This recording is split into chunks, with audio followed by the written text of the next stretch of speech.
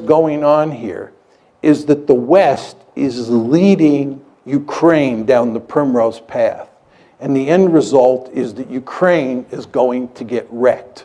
And I believe that the policy that I'm advocating, which is neutralizing Ukraine and then building it up economically and getting it out of the competition between Russia on one side and NATO on the other side, is the best thing that could happen to the Ukrainians. What we're doing is encouraging the Ukrainians to play tough with the Russians. We're encouraging the Ukrainians to think that they will ultimately become part of the West, because we will ultimately defeat Putin and we will ultimately get our way. Time is on our side. And of course, the Ukrainians are playing along with this. And the Ukrainians are almost completely unwilling to compromise with the Russians and instead want to pursue a hardline policy. Well, as I said to you before, if they do that, the end result is that their country is going to be wrecked. And what we're doing is, in effect, encouraging that outcome. I think it would make much more sense for us to work to create a neutral Ukraine.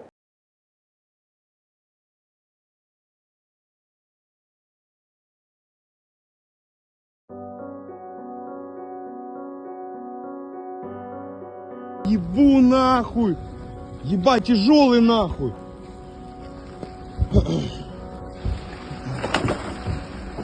Пизда! Давай скоро! Берите пацанов! Грузите! The beginning of the new year has not brought any respite for Ukraine, whose forces continue to buckle under the constant Russian attacks in its eastern region of Donetsk. The situation remains especially complicated near Kurakhove and Pokrovsk, two medium-sized cities in the west of the region, where Russia has recently made the greatest progress. In particular, Russian troops continue to gain ground in the southern part of Pokrovsk after advancing westward into several nearby villages. Their advance is gradual, with hundreds of meters of territory captured per week, but the trend is still negative for the Ukrainian defenders. There is no urban fighting in the city, however. The Russians have not reached the outskirts of the city, but they are trying to surround it, said Viktor Tregubov, spokesperson for the Geortizia command of Ukrainian forces in the area, as he told to the Ukrainian TV. We see their intentions, and these have been evident for some time now. Their goal is to bypass Pokrovsk and reach the Pokrovsk-Pavlohrad highway, even just its starting point near the first settlement. However, achieving this is extremely challenging for them. Every assault costs them dozens or even hundreds of lives. On New Year's Eve and the following nights, a significant number of Russian troops were eliminated. Calculations are ongoing. There's fog around Pokrovsk, and they particularly utilize nighttime movements, so we must remain vigilant. These were the words of Sergei Sekotsky, a Ukrainian armed forces officer from the Pokrovsk direction. Sekotsky went on to note in an interview on Ukrainian TV that the Russians are using all available equipment for their assaults, including motorcycles and passenger cars.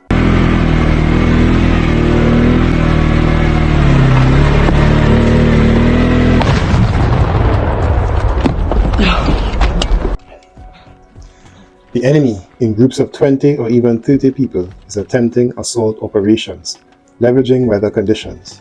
Fortunately, we have equipment to monitor their movements, but they use everything they can. They employ all available firepower and move with passenger cars supported by armored vehicles and fire cover. They even use motorcycles, essentially anything that can move, to launch endless waves of assaults. In the past day alone, there were 38 assaults in the Pokrovsk direction, with hundreds of occupiers eliminated, the Ukrainian officer added.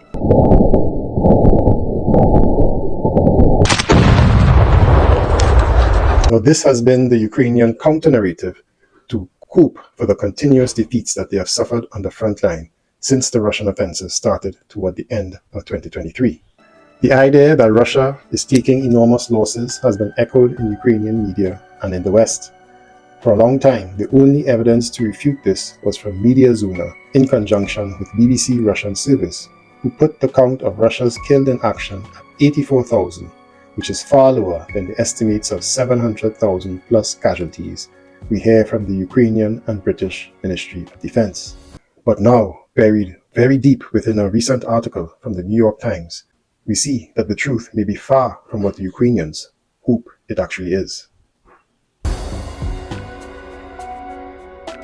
Take this section from the article here, which is a quote from Michael Kaufman, Senior Fellow at the Carnegie Endowment for International Peace. This has been the most difficult period for Ukraine since early 2022. Russia has gained momentum, seizing more territory each month since August of 2024.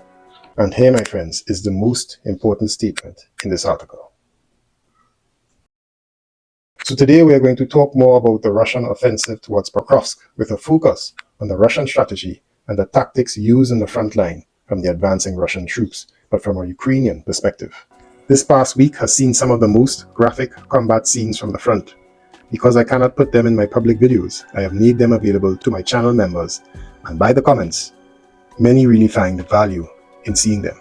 So check out the intro video, which will occur at the end screen of this video, and consider joining the WIPS channel membership.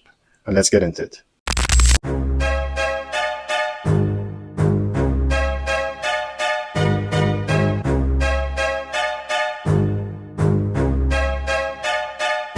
So several Ukrainian soldiers who interviewed with the New York Times told the newspaper, and I quote, "The widespread assumption that Russia could not sustain this punishing pace of operations has proved misplaced." And then the Ukrainian colonel by the name of Pavlenko went on to say this, in quotations, "It is important to understand that they have significant reserves." So my friends, the notion that Russia is close to running out of steam due to Ukrainian count of inflated losses is, as they say, for the birds. The closest Russian troops are to the city of Pokrovsk is currently in the village of Shevchenko, about 2 to 3 kilometers away in the south. According to the Deep State analytical platform, at least a small group of Russian soldiers had managed to infiltrate the suburbs of the city, but allegedly they were repelled by the Ukrainians defending the area. According to the Center for Defense Strategies, a Ukrainian research group, or the CDS, the Russians have advanced to within 2 miles of the main highway into the city of Pokrovsk. Meanwhile, Andrei Kovalenko, head of the Center for Countering Disinformation, or the CCD, at Ukraine's National Security and Defense Council, shared in an interview with Ukrainian TV, where he stated his opinion on Russia's strategy. In summary, his view is similar to mine in that he also does not think that Putin will engage in any peace deal upon Trump's inauguration. In fact, he goes further and suggests that Russia is preparing to continue this war well into 2027. And the following were the words from this interview.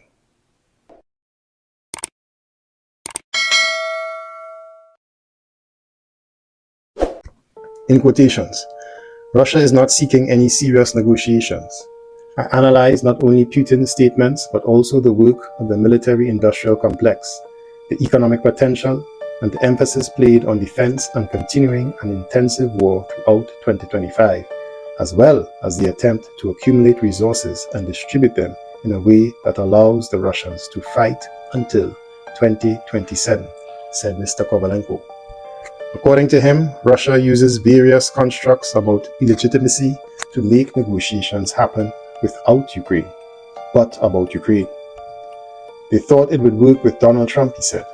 Putin probably doesn't like Vladimir Zelensky's position, so he tries to negotiate without him. The Russians are doing everything they can to derail the process and blame Ukraine for it, while preparing resources to continue the war. I hope these moves are anticipated not only by us, but also by the new administration of Donald Trump and the European Union.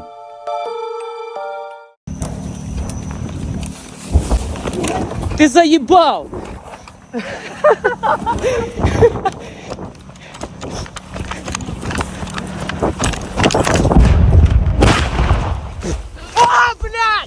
Now on the Pokrovsk front, Ukraine continues to send reinforcements to the area. Tregubov, who I mentioned earlier, pointed out that the city is quite large and well fortified, so the Russian forces do not want to launch themselves into a frontal assault. However, they continue to attack the city and the logistic routes that surround it with kamikaze drones. The Russians launch about 40 assaults a day on nearby villages to advance toward the border and the neighboring region of Dnipro, and are already 8 kilometers from the key road of Pokrovsk to Pavlograd.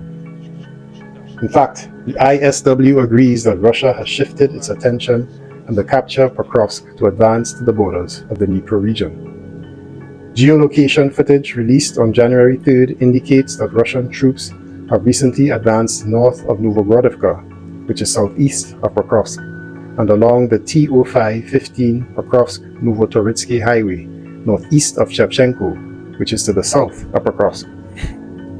In addition, Russian milibloggers claimed that the Russians advanced to Virovoye, which is southeast of Pokrovsk, northwest of Vozdivizenka, which is east of Pokrovsk, 1 kilometer north of Vovkovy, southwest of Pokrovsk, and in the direction of Nadezdinka, also southwest of Pokrovsk.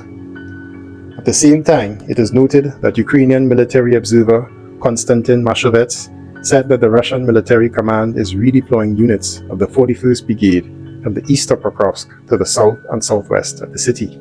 According to Mashovets, units of the 433rd Motorized Rifle Regiment and units of the 55th Brigade are advancing on Kotlina, southwest of Pokrovsk, to cut the TO406 Pokrovsk-Mezove highway. In addition, units of the 90th Tank Division are concentrated south of Pokrovsk, and parts of its 80th and 239th Tank Regiments and the 228th Motorized Rifle Regiment advance to the Novo-Elizavetica border in the direction of Ospenivka, west of Novovasilivka, and Nazadinka, west of Novo-Elizavetica. Mashovet's statements indicate that the Russian military command is concentrated in the areas south and southwest of Pokrovsk, and not the east of Pokrovsk.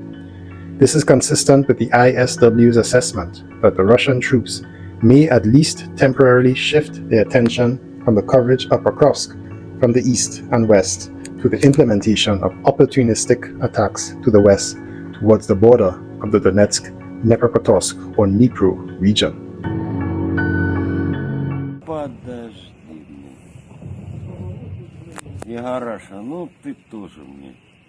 Ukrainians speak of Russia's continued numerical superiority, which allows it to maintain a constant high pressure despite losing dozens of soldiers a day, as they claim in the area. According to reports from Ukrainian soldiers,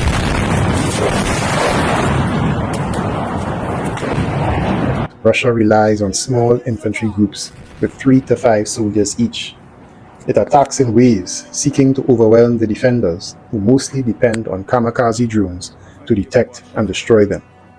The thick fog makes it more difficult for Ukrainians. In quotations, when we repel one assault, the next one comes immediately. If we manage to recover some lost positions, we are also immediately attacked by the Russians, who tries to get us away. The commander of the unmanned unit of the 68th Brigade, Ivan, told Ukrainian radio Romadsky. According to him, Russian troops keep their heavy equipment further away to prevent it from being destroyed by Ukrainian defenders. However, they recently began using heavy flamethrowers in the area to burn Ukrainian positions. This has helped Russian forces advance about 500 to 800 meters towards the road between Pokrovsk and Pavlograd amid intense fighting in the last week. On Wednesday alone, Russia launched 38 rounds in the area, which remains the most intense on the entire front line, according to Tregubov. Pokrovsk is not the largest city under Ukrainian control in the region, but its capture would bring Russia closer to its goal of conquering all of Donetsk. However, vital services such as the supply of gas, water, and electricity are being interrupted as the damage caused by the Russian attacks increases and some districts become too dangerous to even enter. What Russia is trying to do in Pokrovsk, surround it instead of capturing it with a frontal assault, is also being done in other parts of the front line, such as near Kurakhove and Velika Novosilka. Meanwhile, where Ukraine has a more defensible position, thanks to natural barriers such as hills under its control or rivers, its forces can resist for months, as is happening in Chasiv Yar. Russia continues to fire more artillery shells than Ukraine, approximately triple according to the military analysis group of the information resistance. However, Ukrainian experts claim that thanks to the greater precision and scope of modern artillery systems, Ukraine has a greater capacity to destroy Russian artillery systems. Even so, the Ukrainians admit that they can do nothing to defend themselves from the hundreds of powerful guided aerial bombs that Russia launches every week from its planes that Ukrainian air defenses simply cannot reach. On the 3rd of January, Petro Andriushenko, the head of Ukraine's Center for Occupation Studies, has stated that from 5,000 to 10,000 Russian troops are being deployed to the Kurakhove and Pokrovsk directions. Occupation forces have completed their preparations. They are now gathering their units and moving them. Their main focus is on areas near Vremivka and Kurakhove. This is a priority for the Storm V units that were trained in the Mariupol and Berdyansk areas, Andriushenko emphasized. He also noted that the Russians have started moving additional units to strengthen their offensive on Pokrovsk. The total number of troops being deployed, including those being trained, is between 5,000 and 10,000. Just this past Friday, David Axe, war correspondent from Forbes magazine, reported that a tank from the Ukrainian Army's 59th Motorized Brigade rolled out to meet Russian forces attacking the town of Novosilka, 8 miles southwest of Pokrovsk. Rolling forward and backward, possibly to complicate the Russian targeting, the tank fired half a dozen rounds in quick succession at targets in a tree line just a few hundred yards away. The tank crew may have slowed the attacking Russians, but it didn't stop them. According to the Ukrainian Center for Defense Strategies, the CDS, Novosilka has fallen. If the brigade is lucky, Mr. Axe reports that it may also get some of the companies and battalions from the disintegrating 155th Mechanized Brigade, a brigade which I spoke about in my previous video, which operates heavier Leopard 2A4 tanks. The 155th Mechanized Brigade began arriving in Pokrovsk late last month, but it was already falling apart amid a collapse in its leadership and widespread desertion by rank-and-file troops. According to Ukraine's CDS, the Russians are strongest where the Ukrainians are weakest. Just outside Pokrovsk, the area garrisoned by the 59th Motorized Brigade, the greatest threat across the entire southeastern flank of the front currently comes from the operational tactical breakthrough of the Russian enemy south of Pokrovsk, the CDS group reported. If the 59th Motorized Brigade and any troops and vehicles it might gain from the 155th Mechanized cannot halt the Russians, Forbes reports that the garrison in Pokrovsk could soon find itself partially surrounded. That, it says, would be an ominous development for the Ukrainians in what is shaping up to be the first big battle of 2025. А якби ви вибрали клоуна, я б більше впевнений, що ви його вибирали. Я не голосувала ні разу в житті. Я так і поняв, ви не голосували. Я не голосувала. 100%.